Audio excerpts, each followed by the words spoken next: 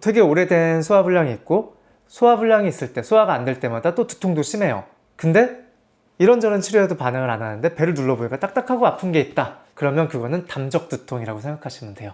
담적을 가진 분들한테는 안 먹어야 될 것들이 물, 술, 과일, 커피. 외우세요. 물, 술, 과일, 커피.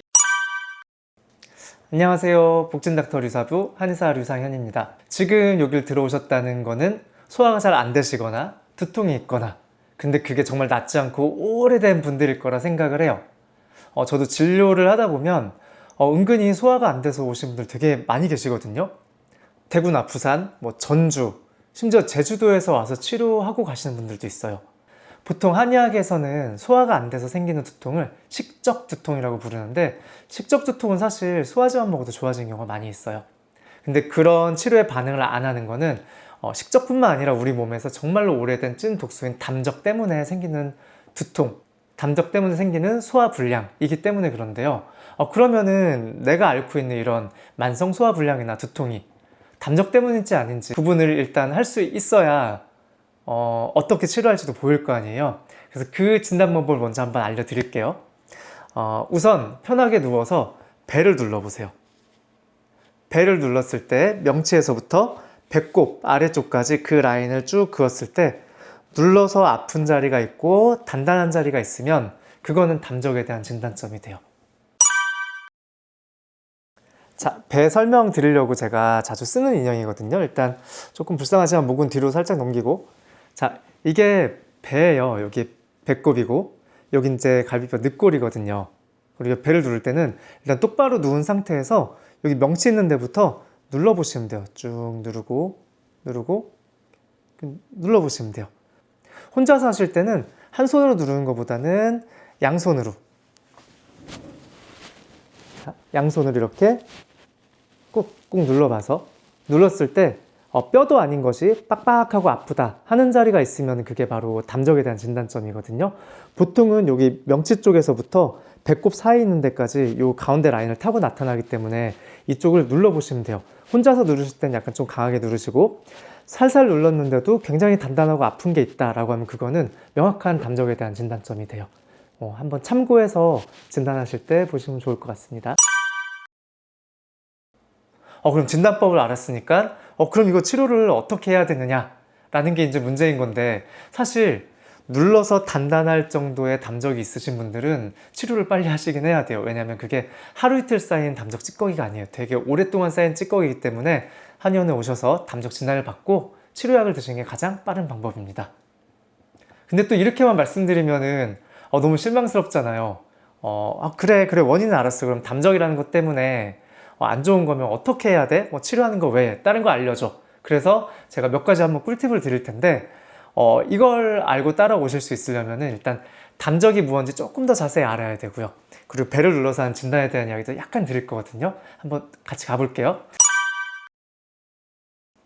담적이라는 거는 우리 몸에 들어온 체액들이 잘 물이 쓰이고 잘 빠지고 해야 되거든요. 소변으로 빠지고 땀으로 빠지고 대변이나 그런 것들로 다 빠질 수 있어야 되는데 제대로 빠지지 못하고 몸에 남아있는 체액들이, 과량의 체액들이 배출이 되지 못하고 오랫동안 몸에 남아있게 되면 우리 몸의 체열 때문에 점점 끈적끈적하게 늘어붙기 시작해요.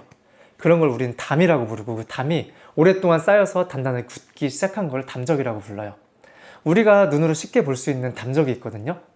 담의 종류인데 바로 가래, 끈적끈적하죠. 그래서 가래를 객담이라고도 불러요. 자, 그리고 또 콧물 같은 것들도 끈적끈적하죠. 걔네도 전부 다 담. 그런 것들이 몸 여기저기 끼어 있으면, 소화기에 끼어 있으면은 소화가 잘 안 될 수 있고, 그게 머리에 담적이 쌓여 있으면 두통이 일어나기도 해요.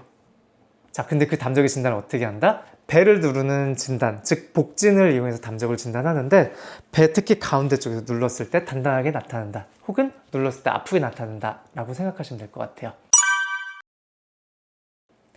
제가 말씀드린 부분에 사실 핵심이 다 있어요. 뭐냐면 담적을 만드는 건 과량의 물이라고 했잖아요. 그럼 우리가 물이 쌓이지 않는 생활을 하면 돼요. 즉 담적이 많이 쌓여 있는 분들은 물, 술, 과일, 커피, 다시 말씀드릴게요. 물, 술, 과일, 커피와 같이 내 몸에 과량의 물을 유발할 수 있는 것들을 덜 드시면 돼요. 일단 그게 가장 근본적으로 쉬운 방법이라고 보시면 됩니다. 근데 좀 이상하죠? 왜냐면 TV에서는 항상 물을 많이 마시라고 강조를 하잖아요. 우리 몸이 뭐 70%가 물로 이루어져 있고 먹어야지 순환이 잘 되고 씻어낸다 하잖아요.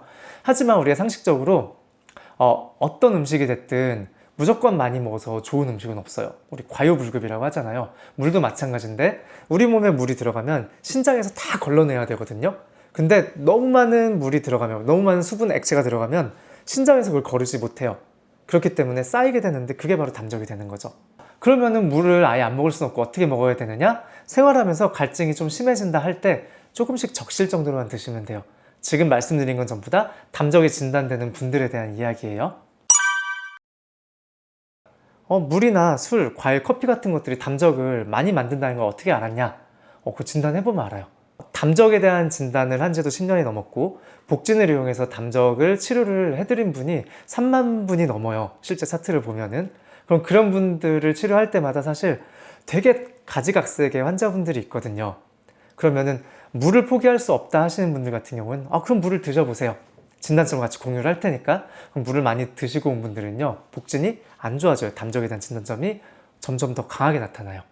자, 그리고 술이나 아니면 과일, 커피, 특히 커피 같은 경우에도 이걸 즐기는 분들은요, 이 담적에 대한 진단점들이 치료를 해도 빨리 사라지질 않아요. 치료를 하다가 갑자기 어느 날 치료가 잘 되던 분이 진단이 갑자기 안 좋아진 게 보인다. 근데 그때 도대체 뭐 하셨어요? 물어보면은 사실 제가 이번 주는 커피를 좀 마셨습니다. 혹은 과일도 많이 먹었어요 하시는 분들이 되게 많았단 말이죠. 그래서 같이 치료하는 분들이랑 실험을 또 해본 적도 있어요. 누구누구님은 과일을 좋아하시니까 이번 주는 약을 제가 말씀드린 약만 드시고 과일을 완전 끊어보세요. 그렇게 하고 오신 분들은 진단해보면은 확실히 담적이 훨씬 빨리 줄어들어 있어요. 그런 식으로 제가 하나하나 전부 다 체크를 해서 말씀드리는 이런 건 진짜 말 그대로 팩트거든요. 딱 정해드릴게요. 담적이 심한 분들은 물을 하루에 500ml 이하만 드세요. 종이컵으로 3컵 이하만. 그걸로 살 수 있느냐? 충분히 사라져요. 해보시면 오히려 몸이 더 가볍고 좋아진 걸 느끼실 수 있을 거예요.